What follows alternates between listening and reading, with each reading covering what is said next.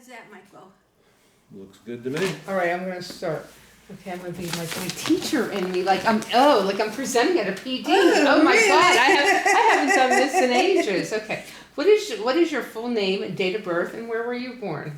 My full name is Lois Sandra Kaufman, age 83, born Pittsburgh, Pennsylvania. What were you? McGee Hospital. What were your Date of parents? birth. What's your date of birth? My date of birth 5/16/38. And what were your parents' names? Lou Kaufman, Sarah G. Kaufman. And do you know their dates of birth?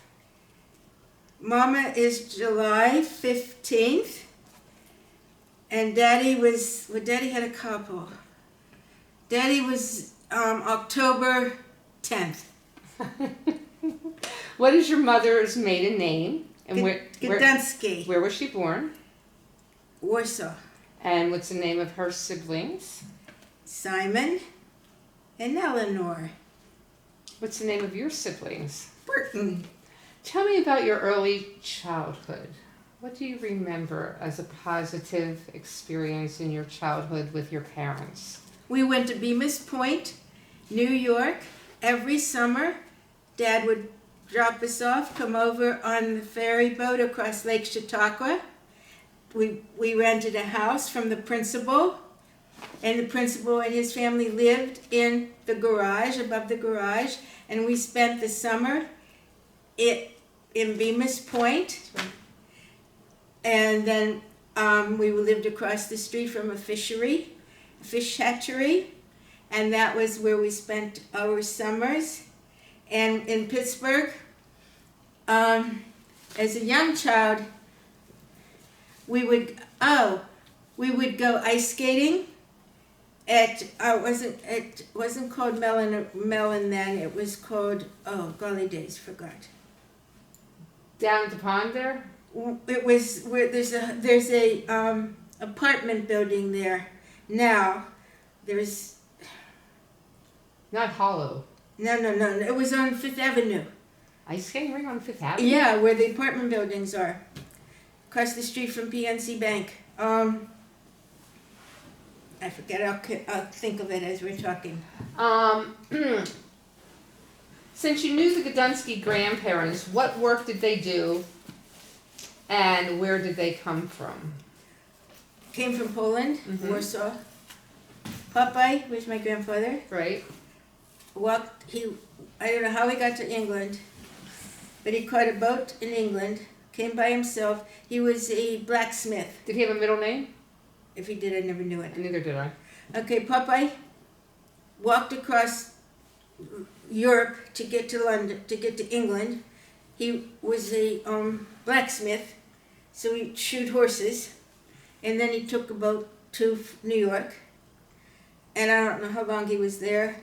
Mama and Bo, I don't know how they got to London, but they took the boat from London to Ellis Island, same as Popeye. They had to go through Ellis Island. And Popeye and they met up, and he had some friends. He met some friends who had a business in Pittsburgh. And that's how they got to Pittsburgh. Where did you go to college? I went to Penn State and Pitt. And you got a what degree? What type of degree? I had a degree in elementary education You went to Penn State. for 2 years. I didn't know you went to Penn State. Yeah. And your employment history. You worked in Washington, D.C., correct? Taught school Taught school in there. Montgomery County, Maryland. I was a principal there in Montgomery County. And then I also taught school before that. I taught school in Pittsburgh, in Wilkinsburg. Oh, that's right. Okay. I remember Wilkinsburg. Yeah, that's where I taught school. At Radnor Elementary School. Really? Okay. Radnor. 6th grade and 3rd grade.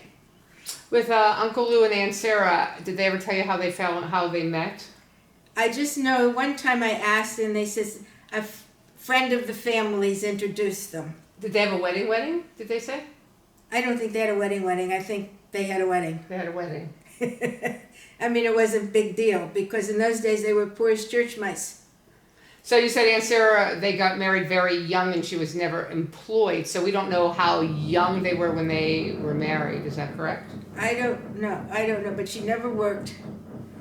And they were young. Did They Aunt, had a son before me named Michael. and did Aunt Sarah ever tell you what her childhood was like? Nancy never talked about her childhood. Could we stop for a second while that thing is going on? I think I went to Slippery Rock. And Sarah went to Slippery Rock Teachers College, yes. I think that's very progressive that Bobby sent all of her kids to college back then.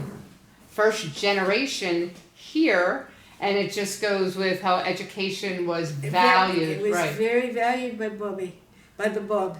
And then she married my dad from Braddock. Daddy was from Braddock. They lived on Washington Street. He went to Pitt. My dad went to Pitt.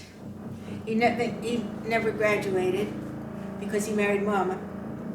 And they lived on Bates Street after they were married, down at the bottom of the hill. What was that? Bates Street? Bates Street. Bo's grocery store was here, and then there was a bar, Lussix. Yeah. They lived above Lussix when they were first married, my Wow. mom and dad. Wow. And Dad was my Aunt Sarah, even though my Aunt Sarah, not yours. You're right. but The mine. other on the Kaufman Big side. Sarah. Big Sarah on the other side. Big Sarah. Yeah. Big Sarah, yes. Her brother, my dad went to her brother and asked for a job. And he gave him, and I don't know what he did for Aunt Sarah's brother. But then my dad decided he would, somehow or other he got involved with distribution of circulars. Okay. He distributed circulars that were for A&P, Giant Eagle, what other? Oh, Montgomery Ward, and he first went to the guys who owned GE, Giant Eagle, Wow. and spoke to them. And they happened to be Jewish too. And he told them what he was going to do, and they were his first customers. And he went to Bo and asked her for money, because he didn't have a nickel to his name. Our grandmother, Bo, loaned Daddy $100 and said to him, "You have to pay me back when you can, but I want to be paid back." And they were still living above Lussix, Okay. the beer garden down on Bay Street. Wow. And then from there, Daddy made some money, and they moved to Dawson Street, Okay. and across the street from the school that was there. I can't remember. Homeschool. Homeschool. And they lived in a duplex. They lived on the bottom floor, and Mrs. Cucuzzi lived upstairs. And Mrs. Cucuzzi would watch me. Wow. And there was an elementary school homeschool across the street. But Mrs. Cucuzzi would watch me, I'm repeating. And so Mama would go out and play mahjong with her lady friends. And then Daddy and Mama, Daddy, they moved to Bartlett. Bartlett Street. From Dawson to Bartlett in a house. Excuse me, Burton was there. And 6420 Bartlett Street. And we used to play on Mulhattan Street. Remember, we played on Mulhattan. That's where all the kids Wow. got together, and we'd play out tag and the everything. We lived there, okay? Yeah. Okay. I don't remember that because you're older than me. But my excuse next me. do you remember anything Bobby cooked? Was anything that Bobby used to make Friday night dinner. right? And in the store, in the back of the store, Kosher. kosher, she made chicken. Yeah. She made chicken soup. Do you remember her killing the chickens? I never saw it, but I know she did. Okay. But she made her own noodles. She made chicken soup. She had the chicken from the chicken soup, and we'd go down there every Friday, get our Friday night dinner, and take it back home. Wow. Do you remember her making krepla soup or Yes, she or did. gefilte fish? She made gefilte fish.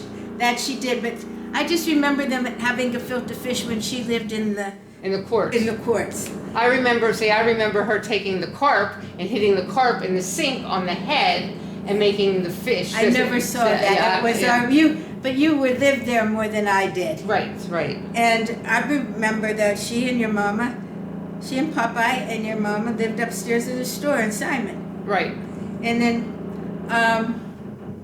then that's where And where did the Warmuses come into the that? Varmuses lived there too. They lived upstairs by Mrs. Varmus. Upstairs of Bubby's.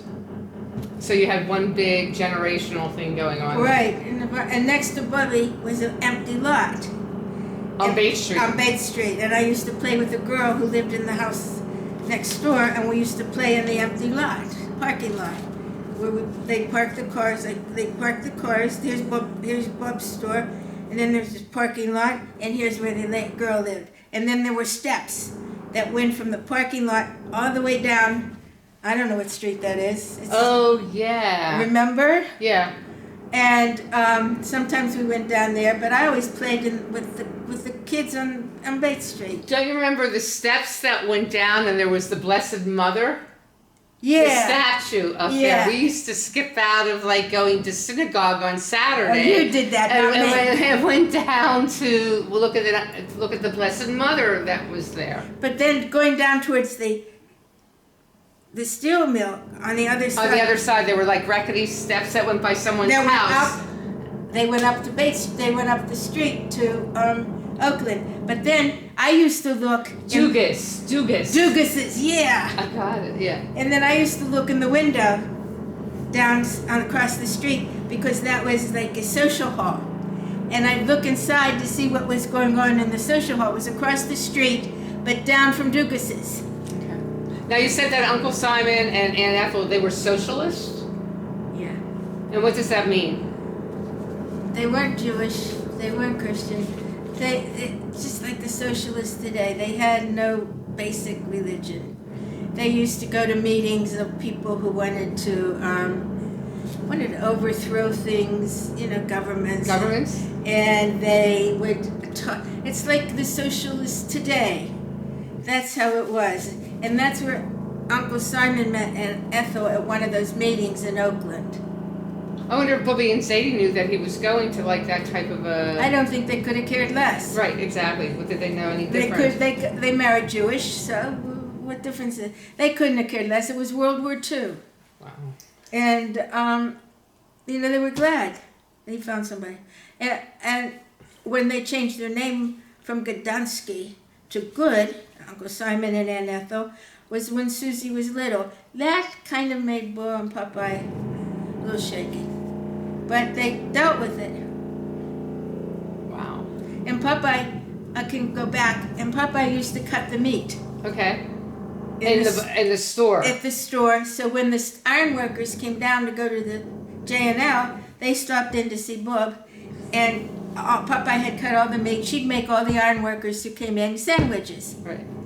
And then they'd go down and work with Popeye. So we had also discussed that Bubby and Zadie both liked wrestling, and they would leave Yes. Shul on Saturday, and he went to a separate synagogue, and she went to this other synagogue, and we ended up going to her synagogue. Right, up on Parkville Avenue. Exactly, and they used to sneak out, and all the lights and everything out was off in the house, but I remember them coming home and watching Bruno Sammartino on wrestling. Bert used to be there too. Bert would watch it, but they went to the synagogue on Parkville, which was up behind Isley's.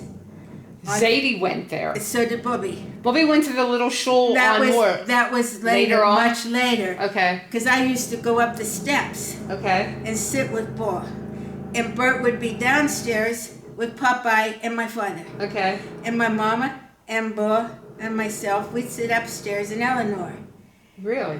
Yeah, we went upstairs. And then when Bert would go with Popeye to the synagogue across the street, that was another time when we would go to baseball games. See, Popeye took Bert and I to the baseball games, and we always sat in bleachers For the Pittsburgh Pirates. for the Pirates, even when I was real little. And Bert was even younger, and they used to say, the people in the bleachers, that's where we sat. Bo would make a lunch. She packed a lunch for the three of us. Kosher. It was the sandwiches. And then it was for the old Forbes Field. And then we'd walk in, and all the iron workers would be sitting there that Popeye worked with at J&L. And they used to say, "Here comes Usher with the children." Usher, yeah. Aunt Sarah didn't have a middle name. She just took the G. She just took the G from Gdański. If she had a middle name, it was long gone on the ship. My mother too. I mean, my mother took the G, Eleanor G, and never had. Yeah, no, they assigned their own initials. They did. That's what they did. And then EGK, and there was like no significance except her maiden name. That's what it was with Mama. Wow. And then we would go home to Bo's after the ball game. We walked down to Bates, and my dad or my mom would pick Bert and I up and take us home. And the best thing was, Daddy, my father, would sit in the box seats. And the three of us sat in the bleachers.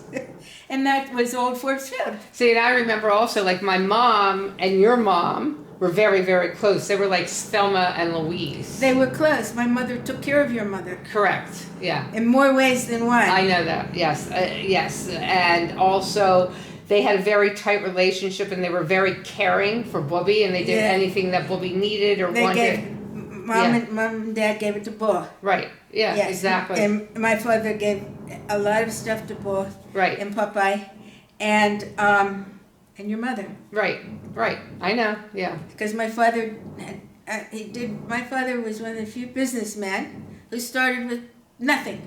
And no help, by himself, on Chatham. Right. Remember Chatham I know, Street? that was before me. I remember Bloomfield. You remember Bloomfield because that's where the movie house was. But I remember the factory being down there. Bloomfield was where you had Keystone Mailing was down there. That was later. That's what I remember. Yeah, that was much and later. And my mother's favorite friend worked there for years and years and years. Who was it? Sarah B. Sarah B. And everyone hated her and she hated them, but she ended her career there after 40 years, and she bitched continuously about working at Keystone Mailing. Oh, yeah. She hated working at Keystone Mailing, but it was a job and it paid. Right. And Keystone Mailing started on McGee. Okay. You remember behind, I don't know, maybe you were. I wasn't born. It started on McGee Street behind a bakery. Okay. There was an Italian bakery on McGee Street. And my dad had his office in the back of it. And across the street was the church. And the church is still there. And up and down McGee Street were houses. People lived there. And Brother Burton would play with all the little kids on McGee Street. And in fact, now he was still in touch with one of the kids from there. We didn't like it, but they gave. What made you go into teaching education? For back then, I know women back then were going into nursing and then everyone was a teacher back then. I didn't want nurses. I didn't want nursing. I wanted to be a teacher. You wanted to be a teacher? Yeah. And from being a teacher, I became a guidance counselor. And then and that's how I ended my career. My career in education. I was a guidance counselor for elementary and middle school kids. Which one did you prefer? Elementary, the little guys. See, I prefer middle school. See, I prefer the little guys. I prefer middle school. Okay. So if you had to, let me think. Did Bobby or Zadie or your mother and father say something to you that had a big impact on how you live your life now? Mama. And what did she say? She never said a word. She never said a word. It was by actions. You know, Aunt Sarah. Right. I mean, my mama, you know what she did? What'd she do? Tell me. Up street at the bank. Yeah. She would go to the bank. Can't remember, what was it? Savings and loan. Something savings and loan bank. Yeah, that's what Mama did. Daddy would bring home the money. She would go to the bank. She'd go into to First Federal. That's what it was. First Federal Savings. First Federal, and put it in the bank. And we all got Corningware. And we got hot plates. And we got coffee makers. Every time they gave a gift away, we got one. And every Tuesday is when Mama would go to Franklin Federal. Okay. Up street. Franklin Federal, next to big PNC Bank. And they would say, here comes Mrs. Kaufman. She'd go to the back, give Molly, remember Molly? Yeah. The money, and put it in the bank. And then Daddy, if you need, and then every week, that's where she put the I money. think I have one piece of Corningware left. I have a lot of Corningware left. Do you really? You could get a lot of money for it. And S&H green stamps. Well, that was later. Correct. Your mother was into S&H. S&H green stamps. Yes, right, your mama was. Right. My mother was into going to First Franklin Federal. Oh, that's right, on Tuesdays, absolutely. That's where she went. They'd say, here comes Mrs. Kaufman, and she and the lady, Molly was her name. She and Molly would go to the back room. Mama would give her the money and leave. It was true. Is there anything else you would like to add to this conversation? Is there anything else you'd like to ask me? What else do I want to ask you? How many years difference is there between the two of us? I'll be 84. I'm 65. Ooh, I never thought I'd say that number. 20 years, 19. Wow. 20 years between us. Do you remember me as a baby? I sure as hell do. I remember you were pretty. Thank you. You were a cute little blonde, cute little curly-haired girl, young lady that used to run around in Bo's house on the Oakland Court. Oakland Court. And remember we all met at Bo's. See, I remember you were never around by the time I was like 10, 11, 12. You had already moved already. Yeah. You were in DC, and your room on Belfield Street was like the tabernacle. You couldn't go in there. Malvern. But on Malvern Street, right. And I'll never forget, back then, you were into MCM bags before MCM was MC. Seriously, I remember you had this square. You know who got me into that, don't you? No. Your mama. Oh, really? You were into MCM 40 years before MCM was MCM. But your mother would go to New York and New Jersey. Remember, your mother would go to Atlantic City. Right, Atlantic City. With her girlfriend. Right, yeah. Remember, you weren't born yet. Okay, on the train. She went, Natalie. She and Natalie Sains would go with a couple other women. I don't remember their names. But they'd take the train into Atlantic City. From Pittsburgh. And then a funny story is that when one time, your mama came back and she used to buy me stuff. But this time she bought Bert a mezuzah and bought me a Mogen David to wear around our necks. After your mama left, your uncle took both of them away from us and said because it was World War II. It was the end of World War II. And we're not allowed to wear them. And he took them. And I was not allowed to wear the Mogen David, and brother was not allowed to wear the mezuzah. Tell me more about how World War II affected you and your family. World War II, our father worked at Westinghouse. How old were you? Young kid. How old was I? You're asking a question. I was going to Linden School. I was about 11, 12, okay. 10 or 11, 12. I was going to Linden School at the time on Linden Avenue. And, was that Wilkins Avenue. The playground was on Wilkins. The school was up. Linden was up there. And we lived on Dawson. No, we lived near the Dalzell Place. Okay. We lived on Dalzell Place at the time in a duplex. So did anybody go to war?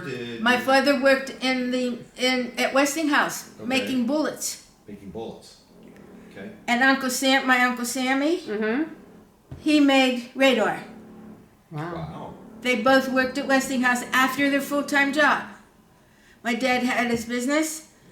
Go after work, he'd go off to Westinghouse, and then come home maybe midnight or so.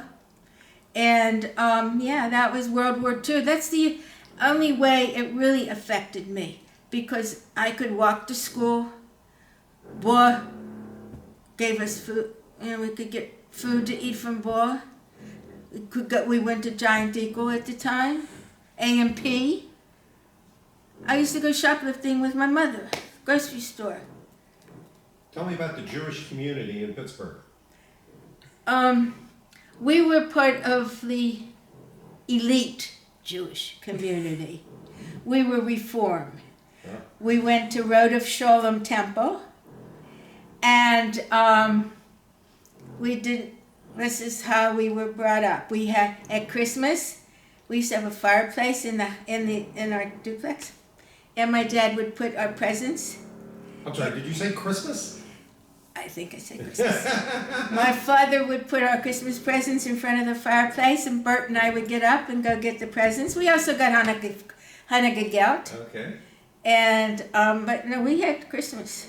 Okay. And we never had a tree, but we lived in this house, in the duplex, and we had a cellar and a coal cellar, and they dumped the coal down the coal cellar through the chute. And they used coal to heat the place, in Dalzell Place. Do you remember the walls being silver? See, I remember my house in Oakland Court. The walls were silver, and the coal man used to come and dump the coal to go down. They would come down the driveway, down, and the chute was right on from the driveway into the house. It went. Psh. Now we just push a button. No. So, you were Reformed, so it wasn't like the women had to sit over here. Oh God, no! We were Reformed. Mm-hmm. The rabbis wore tuxes, Texas. tails, Yes. and we were all dressed up. And we would go to Rabbi Freehoff was the rabbi, and Rabbi Silver was his assistant. And we went to Sunday. My brother and I went to Sunday school at Road of Shalom. Were you B'nai Mitzvah? Were you? Oh no! No women. I was confirmed. You were confirmed, right? But Bert was bar mitzvahed. He was bar mitzvahed from Beth Shalom. My dad joined Beth Shalom so that Bert can be bar mitzvahed. Then you went to Temple Sinai. Then after I had finished going to Road of Shalom, 16, and had been confirmed, and then my mom and dad joined Temple Sinai. Were you observant? Did you light candles on? My mother lighted Shabbos candles, and Kosher. You were kosher. No. Oh, grandma. was kosher. The grandma was kosher. Right. We weren't kosher. You were- No, my mother would buy Kroger, Giant Eagle. Okay. Well, she would definitely go to the kosher butcher shops, but but we weren't kosher. We did not keep kosher, Okay.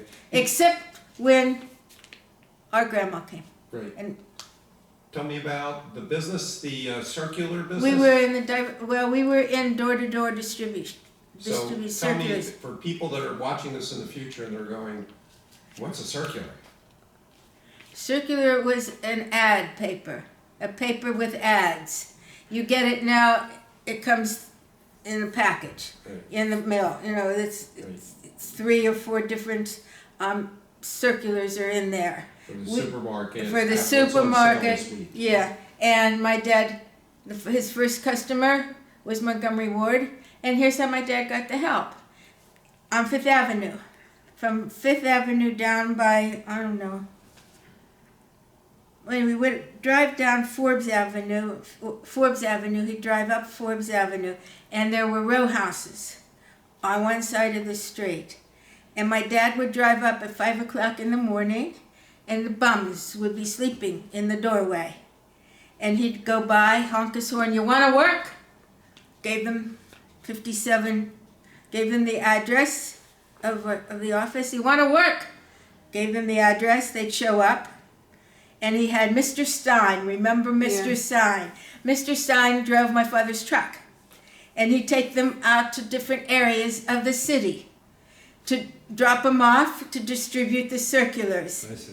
And they'd be given rubber bands, and they'd have a stack of circulars, and they'd put rubber bands on the circulars and put it, in those days you could put it on the door. And Mr. Stein and my dad would follow them around, and sometimes my dad found them in the sewer. So Dad would go down the sewer, Mr. Stein probably, pull up the circulars and the guys would come back to Keystone on McGee Street. And where's my money? And my father said, over there in the corner. You never delivered the circulars. There they are. You're not getting paid. How did the business evolve? Business evolved because Is it still in business now? Did he sell it? here's what happened. The business evolved, got more and more business, but then it got to be mailing. People started to mail their circulars. Well, there was a Mr. Katz. Mr. Katz lived in Detroit. And my father met Mr. Katz at some sort of I don't know where, at a meeting or something. And Mr. Katz told my father that the new thing is to address, to put the labels on the circulars. So my dad went to Detroit, learned how to do it, set up. We had to move because the business was, the room, McGee Street was too small. So then we moved up near Duquesne University in another building that was bigger. And remember, Sherry had the machines. The machine. Click, That click, because they were, too bad I don't have a sample, but they were like on metal plates, and the metal plates were stacked in some sort of configuration. Remember? They would go click, click, click, click, click, because that's how they were addressing the circulars. They'd go right through, and he had people working there who stacked them according to zip codes, and tie them up and put them in a corner. And then they'd take them to the post office, downtown Pittsburgh, and put them in the mail. And then it got to be too big. The business grew. So my father couldn't deal with the McGee place. So then we moved to Mintwood Street. Mintwood, right. We moved to Mintwood Street, which was a huge building, one story. General idea of the time, 60s, 1960s maybe at this 60s. point? This Yeah. was 50s, 60s. Okay. And then he went to Mintwood Street, and he had machines lined up, and he also had a computer department. And he hired computer people who made labels that get put on. You see it today. Well, today it's on the circular, but in those days they addressed the labels, and the labels would be put on the machine. And Nestor remember? Yeah. And he was the manager of our business, and they would label the circulars stacked, taken down to the post office. Remember? Yeah. And then it went from that to, You moved to that big warehouse. that's what I'm telling about. This Yeah, they is were the huge. huge white warehouse. Not on Mintwood Street. No, this was down on 29th and 29th and Penn. Let's say it's Penn. I don't It think. was a big, big warehouse. Yeah, it was a warehouse. And he bought that. And that's where he grew and grew and grew. And he did mailings for all the Kaufman's, the department store, for Montgomery Ward, for the hardware stores. Oh, rats, from Butler. Not Ace. No, they were from Butler. Well, he did all of their mailings forever in 3 days. And they were out of Butler. And finally it got to the point where he sold the business. It was too much for him. He was older. And my mom, well, he was still working when Aunt Sarah was blind. And then after my mom passed away, and he met up with his witch, and he sold the business. But my father never had partners except us. Who in the family worked there? Anybody in the family worked Well, there? Michael tried, My brother. and he didn't want to work for. He did. My dad was you're working. You're no monkey business. Right. Nobody in the family worked there, except Burton, my brother, and my father. How long did Burton work there? After he graduated, That was his career. He was there. it was there Oh, he forever. was there the whole time. But he tried to do other businesses, and We couldn't do it. Okay. So no, my dad was a very self-made millionaire. Okay. So let's switch gears a little bit. First of all, I'm sure that anybody listening to this in the future will have one very important question. What is that noise that we're hearing in the background? They are doing. Where are we right now? We're in Florida. We're in Where? Boca Raton, Florida, and In the you're building? in building the Marbella And what unit? 7F. Okay, very good. And what they're doing is they're doing reconstruction on all the balconies in the building, and that noise is drilling. They're taking it off. Right, they're redoing They're the redoing balconies. all of our balconies Okay. from stem to stern. So tell me, how long have you been here? No. Maybe 30 years. 30 years. Mm-hmm. What brought you to Florida?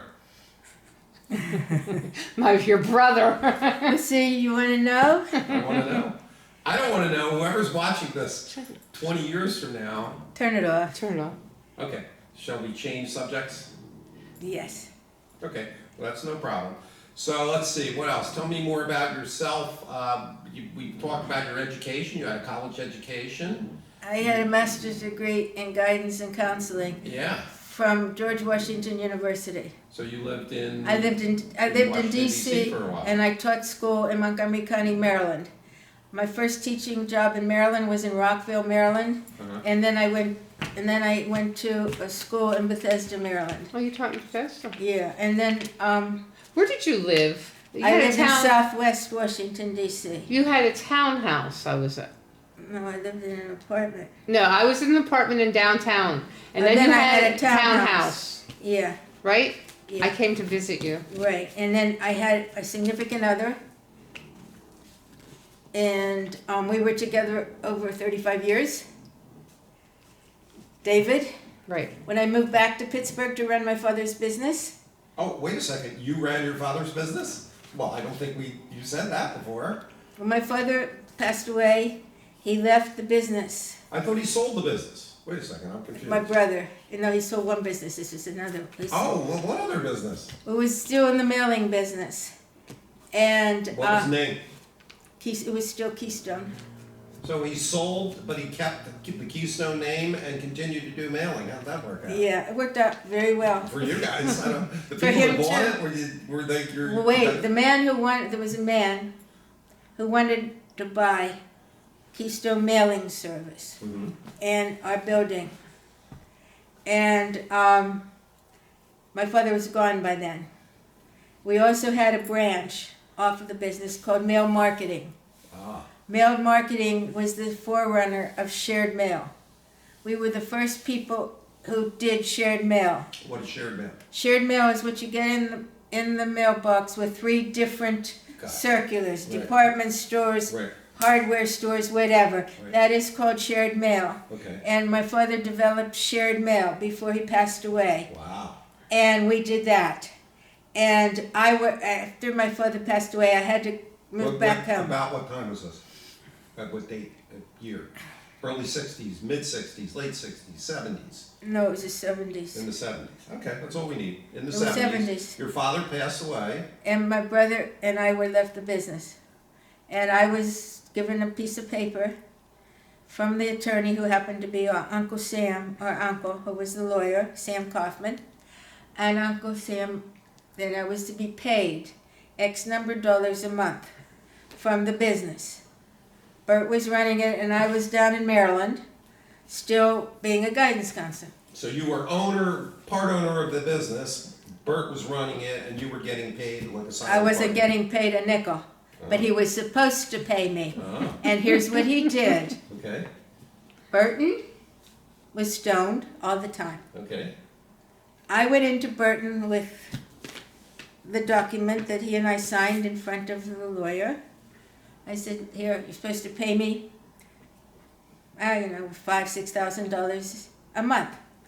My brother, named Burton, took the paper and ripped it up and threw it in the trash can and said to his sister, see that desk over there? Uh-huh, that's yours. That's how I ended up running Keystone Mailing Service. And you ran it. I had to run it. And then, yes, I ran it. I got it. Okay. Had to run it because my brother Was not a very good businessman, shall we say? We could say that, but he came in every day. He had an office, Okay, and his son, whose name is Joel, great, I met Joel. and Joel, when Joel went to Boston University, and then Joel came back from BU, and I sat down with Joel, and I said, you and I must speak to Bert. And I told him either he leaves and gets clean, or I kick him out. So we marched into Brother Burton's office, and we both sat there, and I told Burton, you have two choices. One is he had been to different rehab centers and never worked. So I said, you have two choices. You either go and get clean, and I mean clean, or there's the door. You don't take the car, you don't take anything from this office, you're never allowed back in. And he sat there and looked at it, and Joe said, I agree with her. So he got up and left. Got in his car and left. An hour later, I guess it was an hour, whatever it was, he left, and I get a phone call. I'm coming back. Why? Well, I need all my clothes washed. He brought back, why? Because I'm going to rehab in Maryland. He brought all his clothes back to Keystone, and the ladies, Mary Lou, and all the other ladies, and all the other ladies took his clothes home with them, washed and ironed his clothes. Burton came back the next day, picked up his suitcase. Kenny, the driver, drove him to the airport. Burton got on the airplane to, I think, Baltimore. And the people from the clinic met him there. He was stoned. They told me he was going to be stoned. There was not to be worried. They picked him up at the airport, and they took him to rehab. Does he have a middle name? Bert. His name is Burton. Bert. And then they took him to rehab in, not Annandale, Maryland. It starts with an A, but I can't remember exactly. Aberdeen? Huh? Aberdeen? Could have been Aberdeen. It was run by priests. Okay. And the priests were there for him, took him out there within a month, and I was running Keystone. And I get a phone call from Bert. My counselor would like to meet you and my son, and I want to see both of you. So we made a date. I drove down to Maryland, and we went to rehab. Bert was there with his counselor. I do not remember the name of the counselor. And we were chatting, and Bert stood up and said to Joel and myself, I will never, ever take another drug as long as I live, remember? Mm-hmm. And I looked at him, and Joel looked at him, he said, I will not. He had made up his mind. No more drugs. He came back from there, I guess it was like the next month, came back to Keystone. I was still running it, and never touched a drop of a drug or alcohol. Always went to the meetings. And then one day I turned 62. And I got them together and I said, okay, I'm 62 and I don't want to work anymore. Which one of you wants this business? Burton said, I don't want it. Joe said, I don't want it. I said, it's up for sale. As soon as I said that, a couple of days later, in marches this man. He owned another mail house in Pittsburgh.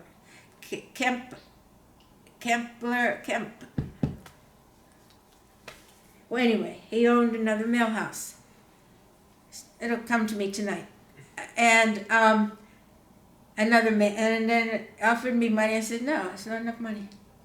And then another man came and offered me less. I said, no. And then the guy came back and offered me more money. And I said to myself, you know what, Lois? Get out of it. So I took the money, paid off all the bills, and they got Keystone. So let me make So sure. it's on, what? So let me make sure I understand this. So when your father died, you pretty much took over the business, Had to. and you had no business degree, you had no accounting, you had no marketing, you had no distribution. Your degree was in education, Yes. and you took over that business and ran it. Because I learned it at the dinner table. In those days, we always heard about the business at the dinner table. It was a big discussion, my mama, Burton, and me.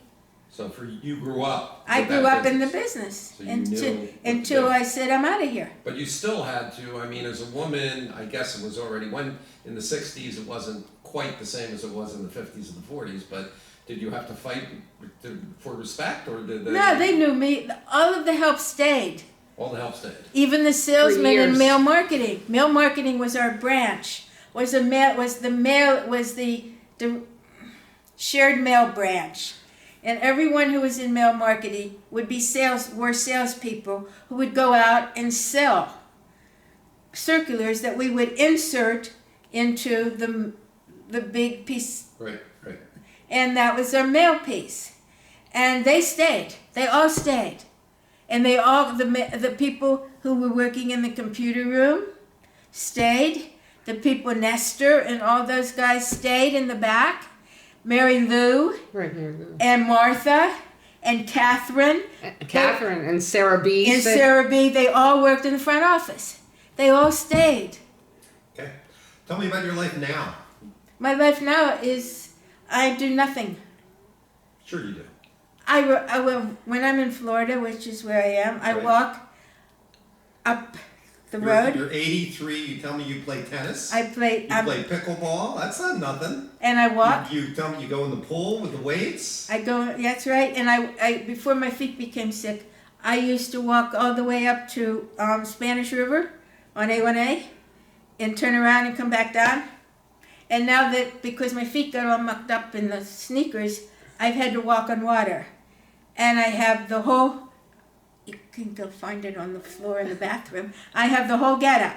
I have a vest, weight vest. I have weights. I have weights on my feet.